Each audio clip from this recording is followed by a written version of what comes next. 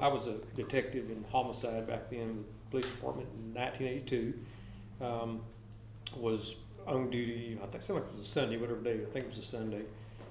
We got a call in the office of someone found a deceased person, obviously a child.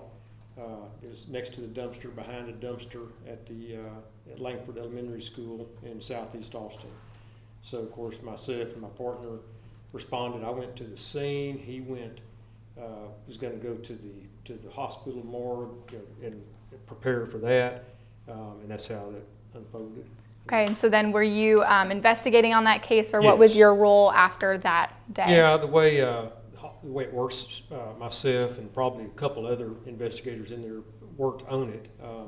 I know that for the next 2 to 3 weeks, we were trying to narrow down suspects, talking to neighbors, trying to see who had been in the area. It was a relatively quiet neighborhood, a lot of mobile homes, a lot of children. This was between the Christmas and right after New Year's, so a lot of kids on bicycles, and so it was that time of year. So we were talking to anybody that might have seen her riding, and then anybody would have seen anything suspicious, and that was probably the first week or so. And then we started looking at records back in those days of not having computers, so you don't remember that, but we looked through every kind of record, like parole, because we're saying this is a really a heinous crime. We knew that it had been a sexual assault and strangulation, so we knew that this wasn't just two kids fighting or something. I mean, so we knew we had a bad guy, and so we discovered that Meza had been paroled in the last couple of years. I can't remember exactly when, for the shooting at the convenience store off of South Congress. So from that, we start talking to neighbors and other people, trying to talk to relatives of Meza, and started getting a lot of resistance there.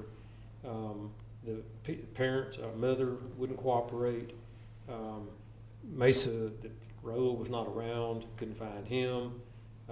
We ended up going several times before a grand jury in Travis County to, we ended up trying to have people subpoenaed to get them to cooperate, because no one was talking to us. We ultimately obtained evidentiary search warrants and to look for evidence in the mobile home that his mom lived in, he stayed in. Again, talking with witnesses. This went on for 2 to 3 weeks. We knew believe we had fingerprints lifted from the bicycle.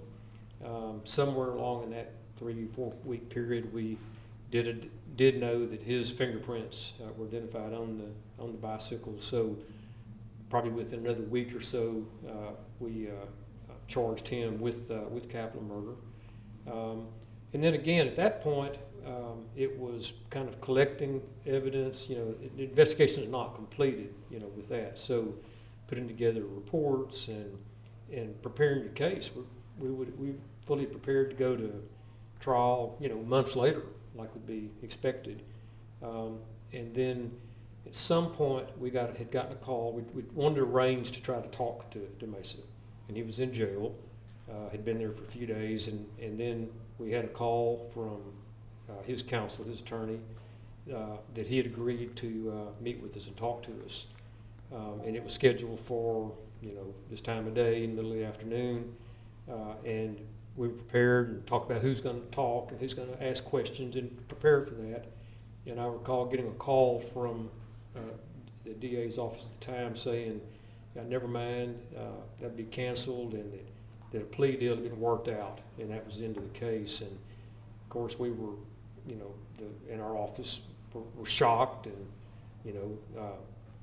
surprised, just completely surprised, because no one had ever heard of that happening, and what was behind it, and when could we get more information, and we didn't. And I just remember a lot of disappointment and frustration and questions that never got answered. Yeah, definitely. So it seems like you still have a lot of great memory of when this happening. That was such a long time ago now. Do you think you're going to be called back to use and, witness, are they going to interview you, talk to you about the investigations? Do you think you'll be a part of that? Well, that's an interesting question. Myself and a couple of the detectives I worked with live in the local area, and I actually called them Friday when I was notified of this, and I let the detectives know that they may have a better memory of certain pieces than I may have, if it's helpful, may not be relevant. And so the detectives, when they called me, I went to the police station and looked at old reports that I had and said there's probably things that I would have left out or needed to explain. So I talked to both of these gentlemen, and they said certainly they would help in any way. One of the detectives commented that wouldn't it be interested if Meza ties that case back to the fact that I'm still somehow involved in the city, and maybe with his, who knows, with his ego or for other reasons would agree to talk. Would I be willing to interview him? And I said certainly, and so did my detective friends that were long retired. And if we thought, or if anybody believed that it would further the case, it wouldn't be for my benefit or my satisfaction, but if it would help either solve other cases or cement a conviction, I'd be happy to. Right. I'm sure you guys have a lot of knowledge of, when that happened and kind of the history of it. How important do you think it is to now go back over these old cases and try to figure out, I think they were saying that about 10 cases they were looking into. Talk to me about the importance of that. Well, of course, it's any time that you have an admitted killer, in this case a convicted admitted killer, and for the range of killings, a child, an 80-year-old person, I think a 66-year-old person, so that type of range, then certainly you want to look at your unsolved cases, not just locally but anywhere that fit that or have characteristics of this type of case, and certainly rule him out as a suspect or confirm him as a suspect. Right. And do you think, what are the kind of difficulties that they might run into with looking over these cases that have happened, maybe some of them 20 years ago? Time, certainly time. Again, technology, evidence processing from that time. So, and that's always the difficult part. We have a very, very competent cold case unit in the police department that are trained in those techniques. So I'm confident that they would be able to discover that if it's available. Yeah, definitely. We'll have to look into that. Actually, let me go to somewhere else next. Sorry, my notes are a little over. What kind of evidence are they going to be looking for now? Because these are older cases. Are they going to be looking more towards the physical evidence or, witnesses? What kind of would be their first thing to go towards, do you think? It would be, again, it could be evidentiary, it could be DNA, it could be fingerprints, could be witnesses that describe somebody. I know that in the time that I talked to detectives, Raul Meza has changed his hairstyle several times, so it could be looking for any of that.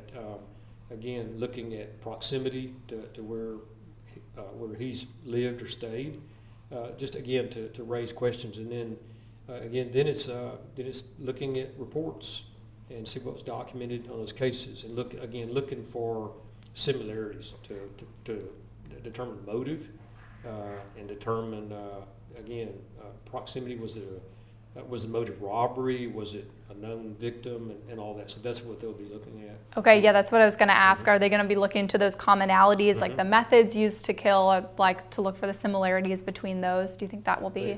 They will. Sure, they will. Yeah. And again, your objective is to eliminate, if need be, and confirm. Certainly, if it connects today with even back then with fingerprint technology, and today certainly with DNA, there'll be a hard look at that.